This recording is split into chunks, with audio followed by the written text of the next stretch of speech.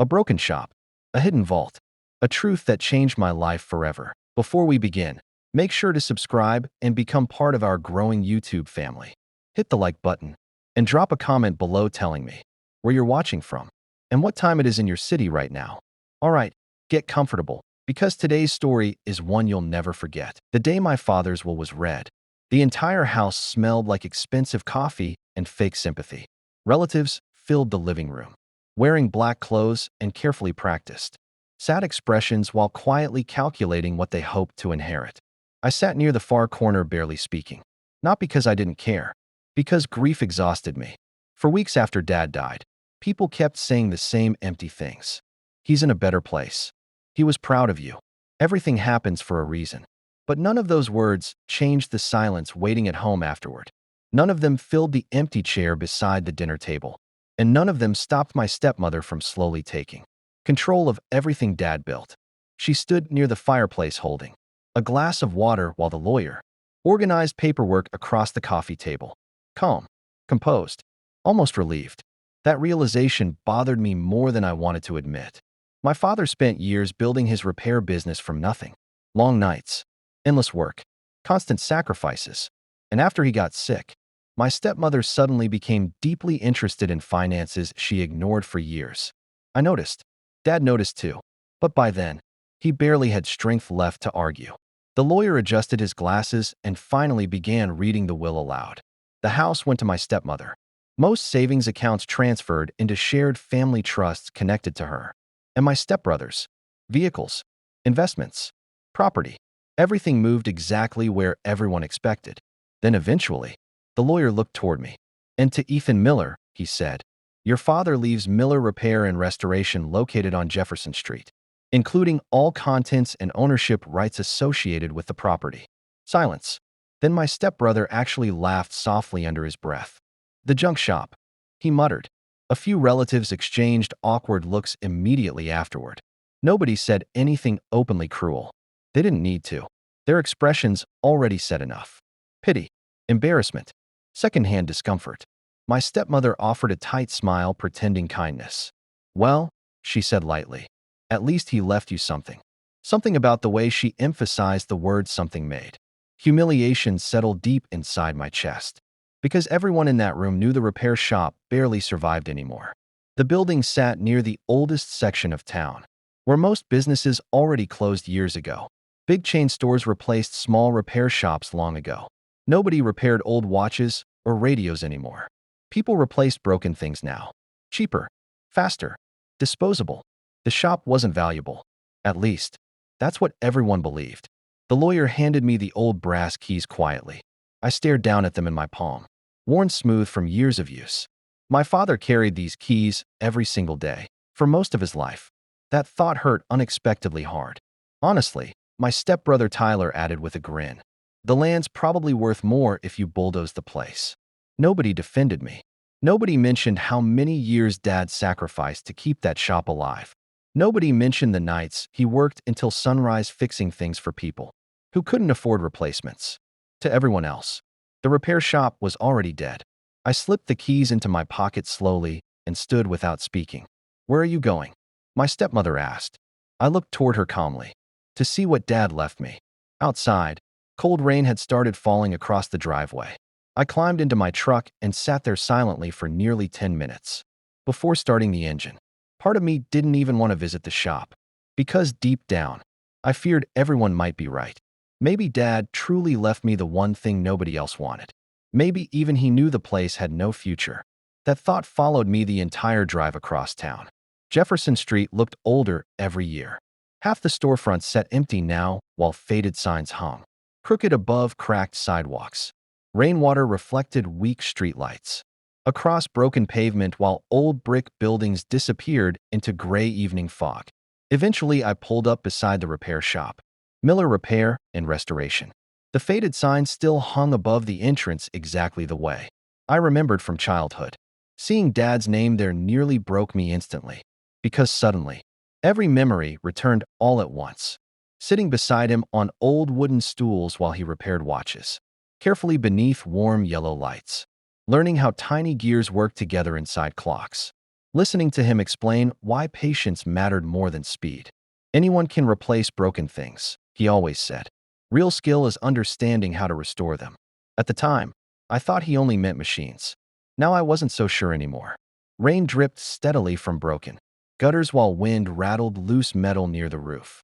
The shop looked abandoned from outside. Dust covered the front windows heavily enough to blur the displays behind them. Old clocks sat motionless beneath faded lighting. One side of the sign barely remained attached. Everything about the place screamed failure. I unlocked the front door slowly. The familiar bell above the entrance rang softly as I stepped inside. And immediately, the smell hit me. Machine oil, wood dust, old leather, metal polish. Exactly the same scent I remembered from childhood. For one dangerous second, I almost expected Dad to appear behind the counter wearing his old gray work apron. Instead, silence greeted me. Heavy silence. The kind abandoned places collect over time. I walked deeper into the shop carefully. Dust coated most surfaces thickly. Shelves filled with old radios, clocks, and repair equipment lined the walls exactly as I remembered. Some things sat half disassembled, on work tables like Dad intended to return any moment and continue working. Seeing that hurt badly, because grief hides inside unfinished things sometimes.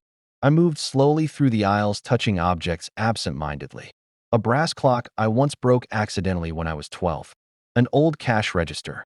Dad refused to replace because he liked things built properly. The stool where I used to sit after school doing homework while he repaired watches late into the evening. Back then, the shop felt magical. Not because it made money, because Dad brought dead things back to life there. Broken watches ticked again. Damaged radios played music again. Things everyone else gave up on somehow worked after passing through his hands. As I moved deeper toward the back workshop area, something strange caught my attention immediately. One workbench looked cleaner than everything surrounding it. No thick dust, no cobwebs. The tools there remained organized neatly, almost recently used. I frowned slightly. That made no sense. Dad became too sick to work months before he died. And after his hospitalization, nobody else had keys to the shop except me and my stepmother. I stepped closer slowly. The surface looked wiped down recently. Not spotless, but maintained. Then I noticed the floor beneath the workbench. Long scrape marks cut across the wood, fresh enough that dust hadn't fully settled inside them yet. Like something heavy moved repeatedly across the exact same spot. My heartbeat slowed immediately, focused, because suddenly, the repair shop no longer felt abandoned. It felt hidden. I crouched carefully beside the bench and brushed my fingers across the scratches. Definitely recent. Definitely intentional. A strange feeling crept slowly through my chest. Not fear. Recognition. Because my father noticed details like this constantly. Hidden compartments. Secret storage spaces. False drawers. He loved building clever things most people overlooked completely. Growing up, he turned ordinary repairs into scavenger hunts sometimes, just to teach me observation. Most people only see what's obvious. He once told me while hiding my birthday gift inside a broken radio casing. That's why hidden things survive so long. I stood slowly staring down at the floor beneath the bench. Then, without fully understanding why, I grabbed the edge of the heavy work table and pulled. The wood scraped loudly across the floor while dust exploded into the air around me. And underneath the bench, hidden carefully beneath an old stained rug, sat a square steel hatch built directly into the floorboards. My pulse jumped instantly, because suddenly, I realized my father hadn't left me a dying repair shop. He left me a secret. For several seconds, I just stared at the steel hatch without moving. Rain tapped softly against the shop windows while weak yellow lights hummed overhead. The entire repair shop suddenly felt different. Smaller somehow, like the real space had always existed beneath my feet instead of around me. I crouched beside the hatch slowly and brushed dust away with my sleeve. The steel looked old but carefully maintained. Not abandoned. Not forgotten. Protected. Near the edge sat a small combination lock attached directly to the metal frame. And beside it, tiny engraved letters almost hidden beneath scratches and rust. Mr. Miller Repair. My chest tightened immediately. This belonged to Dad. Or maybe even Grandpa before him. Suddenly, dozens of strange memories started reconnecting differently inside my mind. Dad staying late at the shop long after closing. Locked drawers he never explained. Customers arriving after hours. carrying old cases and wrapped packages instead of normal repairs. Whenever I asked questions, he always smiled slightly and changed the subject. Back then, I assumed he simply liked privacy. Now, I wasn't so sure anymore. I sat back slowly staring at the combination lock. For numbers. Simple. Meaningful. Dad never used random combinations. Everything important to him carried purpose. I searched the nearby workbench drawers carefully hoping for clues. Most contained ordinary repair tools, loose screws, and old paperwork. Then finally, inside the bottom drawer beneath a false wooden panel, I found a small black notebook. My pulse quickened instantly. The notebook looked worn from years of use. Inside were repair notes, customer initials, sketches of mechanical parts, and strange lists of dates. Beside dollar amounts far larger than normal repair jobs should cost. Page after page revealed names I didn't recognize alongside restoration details connected to rare antiques, watches, jewelry, and historical objects. My father wasn't barely surviving financially. He was working on something much bigger than ordinary repairs. Then one folded page caught my attention immediately. Only 4 numbers were written there in Dad's handwriting. 1 to 9, 7 to 4. Nothing else. No explanation. No label. Just numbers. My stomach tightened slowly. 1974. The year I was born? No. Too early. Dad's wedding? No. Then suddenly, I remembered. 1974 was the year Dad opened Miller Repair and Restoration officially after Grandpa died. The beginning of everything. I looked back toward the combination lock and carefully entered the numbers. 1, 9, 7, 4. For 1 second nothing happened. Then, click. The sound echoed through the empty shop loud enough to make me jump slightly. My breathing slowed. Focused. Because suddenly, there was no turning back. I wrapped both hands around the steel handle carefully and pulled upward. At first the hatch resisted. Then slowly, with a deep metallic groan, it opened. Cold air rushed upward immediately, carrying the smell of concrete, oil, and old metal untouched for years. Darkness waited beneath. Concrete stairs disappeared underground below the shop floor. I stared downward silently while adrenaline flooded through my chest. Because whatever this was, Dad hid it intentionally, and somehow, he trusted me to find it. I grabbed the flashlight sitting on the bench and pointed the beam downward. The stairs extended farther underground than I expected. Solid concrete walls lined both sides. Professional construction, not temporary storage, not some tiny basement, something much larger. I locked the front door instinctively before descending. The deeper I moved underground, the quieter the world above became. My footsteps echoed softly around the stairwell, while dust drifted through the flashlight beam. Every step downward tightened something inside my chest. Part grief, part fear, part curiosity strong enough to overpower both. Eventually, the stairs opened into a massive underground workshop beneath the repair shop, and I froze completely. The room stretched wider than the building above. Concrete walls reinforced with steel beams surrounded rows of shelves, work tables, cabinets, and locked cases organized perfectly across the underground space. Bright overhead lights flickered weakly when I found the power switch near the stairs. Then the room fully revealed itself. Antique watches rested inside glass cases. Rare clocks lined entire shelves. Vintage jewelry, coins, historical artifacts, and restoration equipment filled the workshop from wall to wall. But that wasn't the shocking part. The shocking part was the condition. Everything looked active, maintained, organized carefully like Dad expected work to continue tomorrow morning. This wasn't hidden storage. It was a secret business, and judging by the contents, an extremely successful one. I walked slowly through the underground room, barely able to process what I was seeing. One shelf contained rare pocket watches worth thousands individually. Another held antique radios and wartime communication equipment, carefully labeled with restoration notes. Large binders filled nearby cabinets. Client records, invoices, private contracts. Some payments listed there exceeded more money than I earned in entire years. My father spent decades quietly building something extraordinary beneath the repair shop everyone mocked above ground. And nobody knew. Or if they did, they kept silent.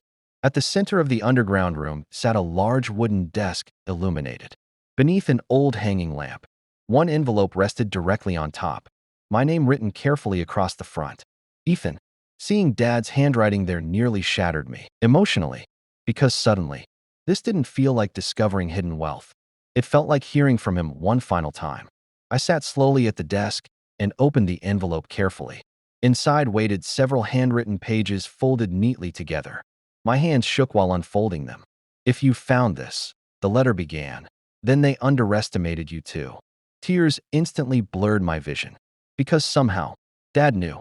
He knew exactly how things would unfold after he died. He knew my stepmother and stepbrothers would dismiss the shop immediately. He knew everyone would see failure instead of possibility. And somehow, he trusted that I would look deeper. I kept reading slowly. The letter explained everything piece by piece. Years earlier, when chain businesses started destroying small repair shops across the city, most independent owners closed permanently. But Dad adapted quietly instead. Rather than competing with cheap modern electronics, he specialized in restoring rare historical pieces, antique watches, private collections, and damaged valuables wealthy clients trusted almost nobody else to repair properly. The ordinary repair shop above became a cover for the real workshop underground. Not illegal, not criminal, private, exclusive, hidden intentionally from competitors and greedy relatives alike. "People protect what they understand," Dad wrote, "and destroy what they don't." That sentence stayed with me immediately, because my entire life recently felt shaped by people misunderstanding value. The repair shop, Dad, even me. After losing him, I slowly started believing everyone else's opinions about my future, that I lacked direction, potential, importance. Meanwhile, my stepbrothers inherited visible wealth while I received the worthless shop nobody wanted. But sitting there underground, I realized something important. Visible value isn't always real value, and hidden things often survive precisely because people overlook them. I looked around the underground workshop again slowly. Every tool, every shelf, every unfinished project represented years of careful work. Nobody appreciated publicly. My father built all this quietly while the world assumed he was failing. And suddenly, I understood why he always respected broken things. Because broken things still carry hidden value when someone patient enough chooses to restore them, including people. Then near the bottom of the final page, one sentence stopped me completely. "There's one more room beneath the workshop," Dad wrote. "And what's inside will explain everything." I stared at the final sentence for a long time. "There's one more room beneath the workshop." My heartbeat slowed heavily inside my chest while the underground workshop suddenly felt colder around me. Because until that moment, I thought I already discovered the secret. The hidden business, the rare antiques, the private restoration work, the money. But Dad's final line changed everything again. And somehow, I already knew the second room mattered even more. I folded the letter carefully and slipped it into my jacket pocket before standing slowly from the desk. The underground workshop stretched silently around me beneath warm hanging lights. Every shelf carried evidence of my father's life hidden beneath the surface. People saw an outdated repairman struggling to survive in a dying part of town. Meanwhile, beneath their feet, he quietly built something extraordinary. That realization alone already changed me. But now another secret waited below all this. I searched the workshop carefully for nearly 20 minutes, before finally noticing something strange near the far wall. One large storage cabinet sat slightly farther forward than the others. Not enough to attract attention immediately, but enough that Dad would notice instantly. And if he would notice, he probably expected me to notice too. I pushed the cabinet aside carefully. Behind it sat another steel door built directly into the concrete wall, smaller than the hatch upstairs. No visible lock, only a tiny brass keyhole near the center.